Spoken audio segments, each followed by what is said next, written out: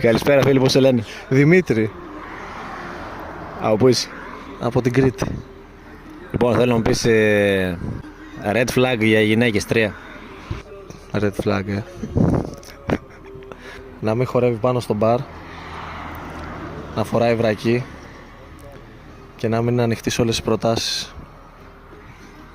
Παρακολουθείς πορνό? Όχι.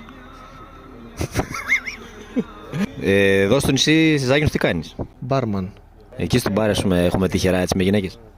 Φέτος δεν πάει καλά η δουλειά. Είμαστε σε μονοψήφιο αριθμό, αλλά φταίνε οι γυναίκες. Δεν μου κάθονται.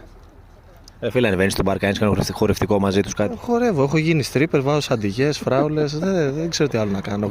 Υπάρχουν πλάνα. Βίντεο υπάρχει, λέω, πάνω στο... Υπάρχουν στο YouTube, άμα μπουν στο κανάλι θα το δουν, είμαι viral. Έχω πάει 750 εκατομμύρια προβολές.